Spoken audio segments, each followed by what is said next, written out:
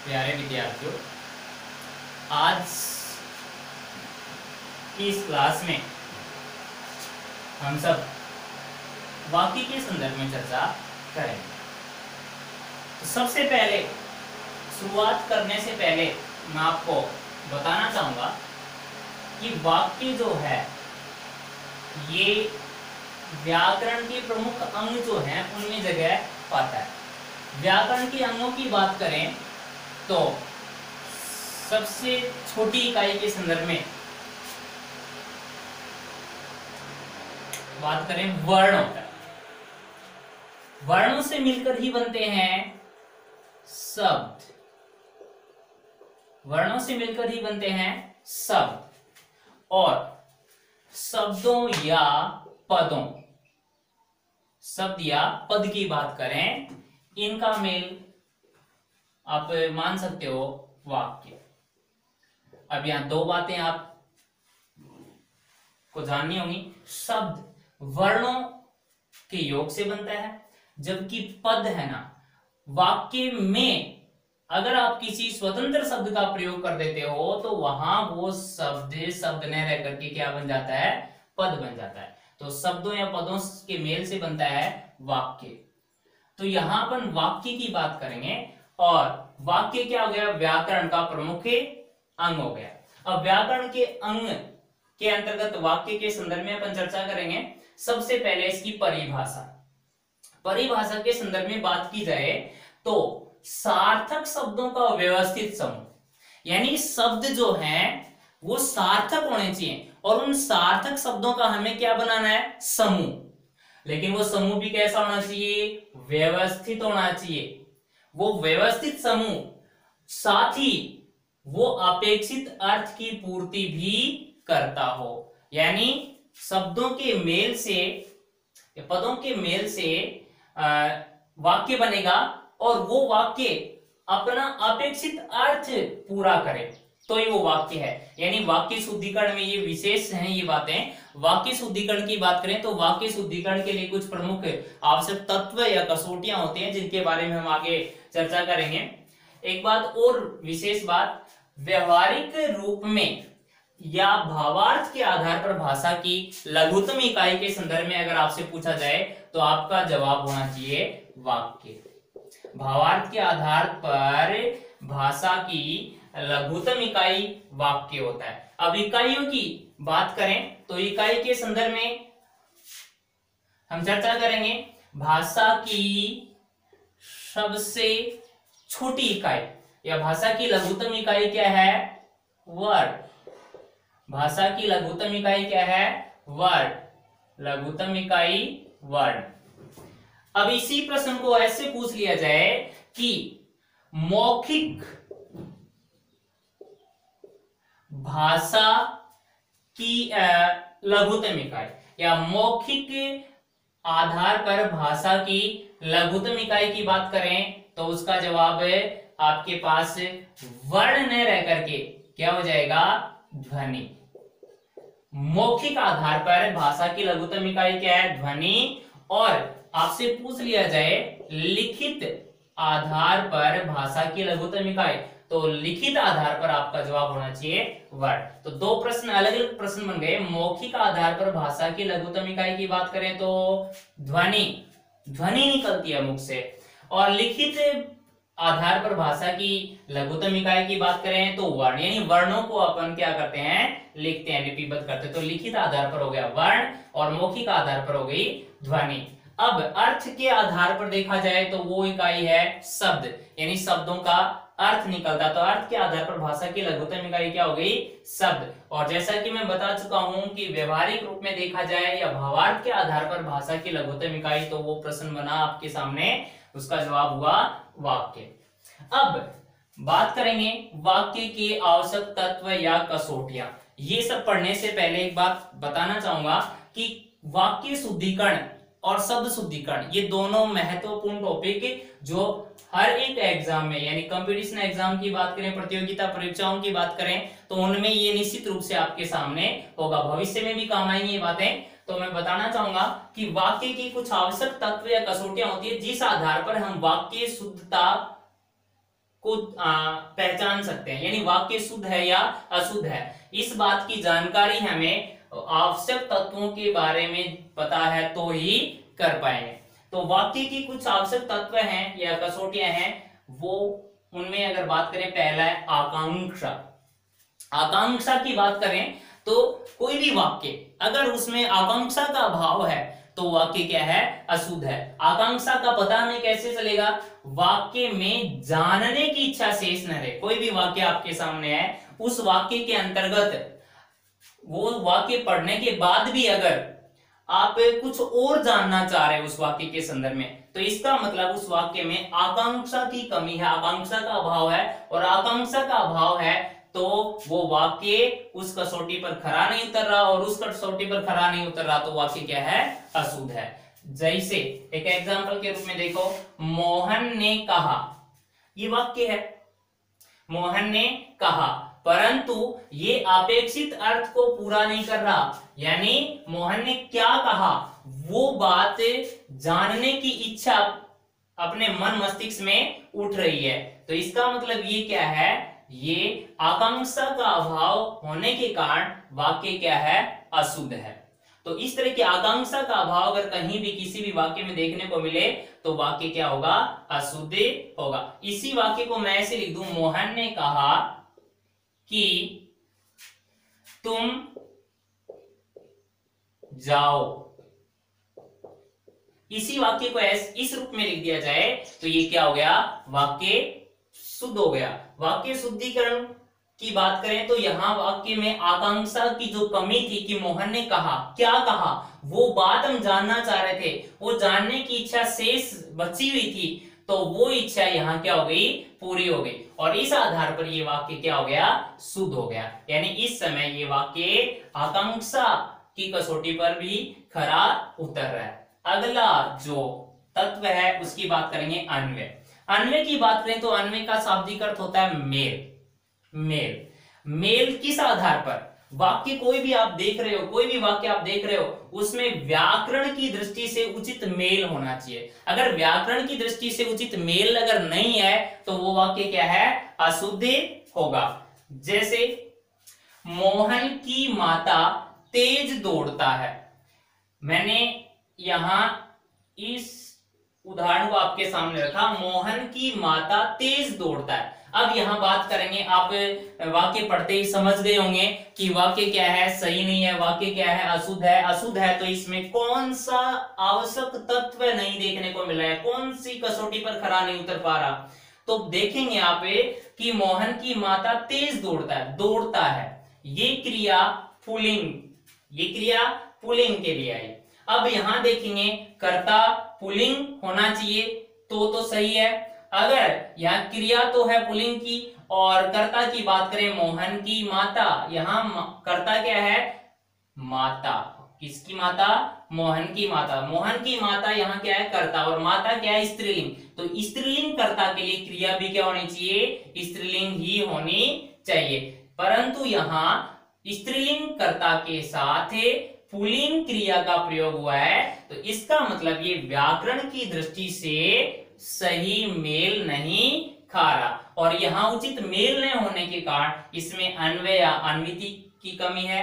अन्वय या अन्विति के आधार पर ये खरा नहीं उतर पा रहा है, इस आधार पर ये क्या हो जाएगा, अशुद्ध वाक्य हो जाएगा। शुद्ध क्या बनेगा, मोहन की माता तेज दौड़ती है, कर्ता पुल्लिंग, क्रिया भी पुल्लिंग होनी चाहिए। अगर कर्ता स्त्रीलिंग है तो क्रिया भी स्त्रीलिंग होनी चाहिए। इस तरह से आपको देखना होगा कि उस वाक्य में अन्वय या अन्विति देखने को मिलनी चाहिए। एक एग्जांपल और देखिए, बाहर से कोई आया है, बाहर से कोई आया है, और यहां लिखा बाहर से कोई आई है।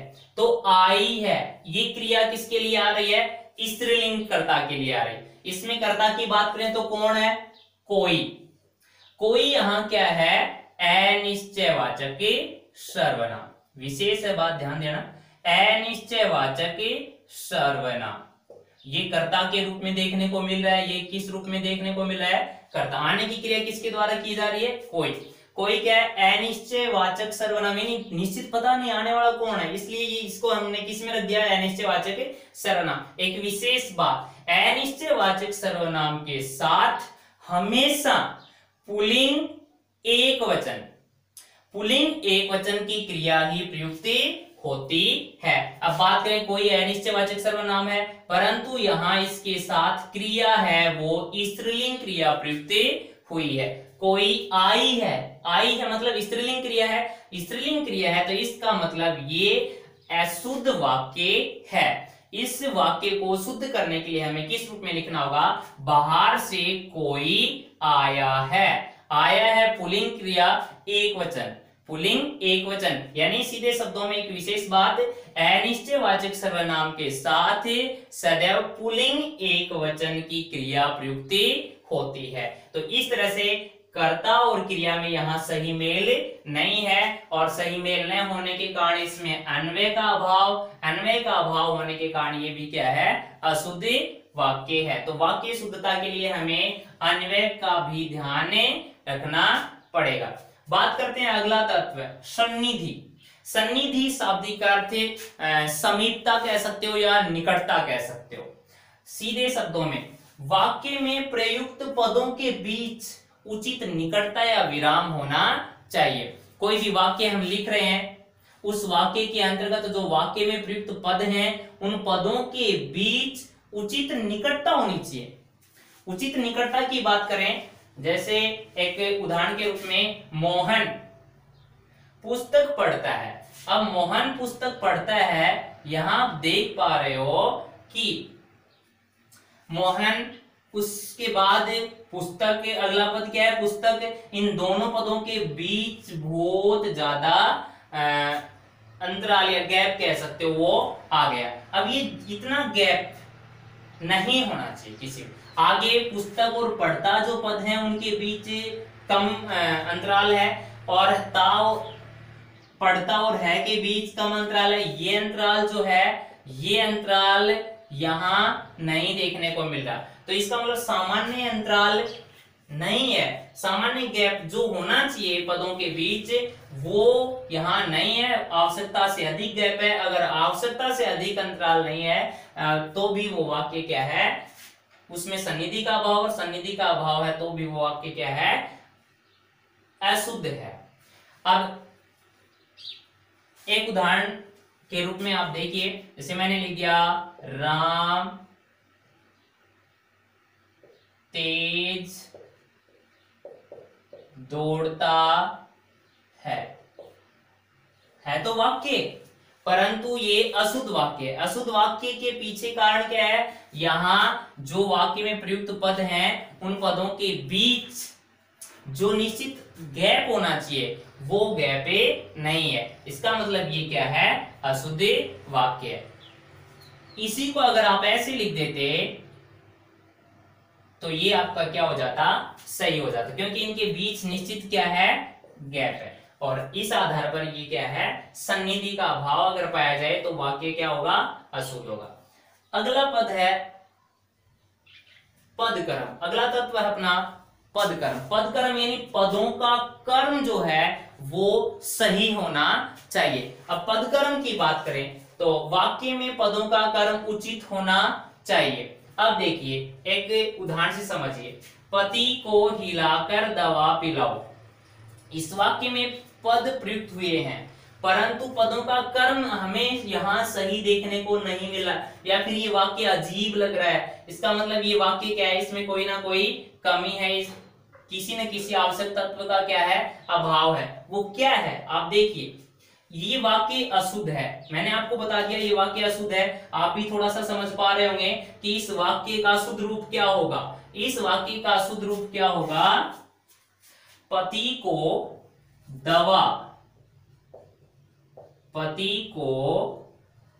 दवा हिलाकर पिलाओ। ये मैंने इसका शुद्ध रूप आपके सामने रख दिया। अब देखिए, यहां पति को हिलाकर दवा पिलाओ मतलब पहले पति को हिलाओ उसके बाद दवा पिलाओ, ऐसा कुछ नहीं है। अगर देखा जाए तो पदों का कर्म हमें सही करना होगा, और पति को एक पद ये है, फिर दवा, फिर हिलाकर, फिर पिलाओ। इस तरह से आप देखिए, आप देख पाओगे क्रिया क्या है इसमें, मैन क्रिया मुख्य क्रिया पिलाना है, हिलाकर ये क्या है पूर्वकालिक क्रिया है, तो पूर्वकालिक क्रिया इस क्रिया के साथ है। फिर बात करें क्या और किसको, यानी कर्म की बात करें तो इसमें दो कर्म आपको देखने को मिल रहे हैं, एक तो पति और एक दवा।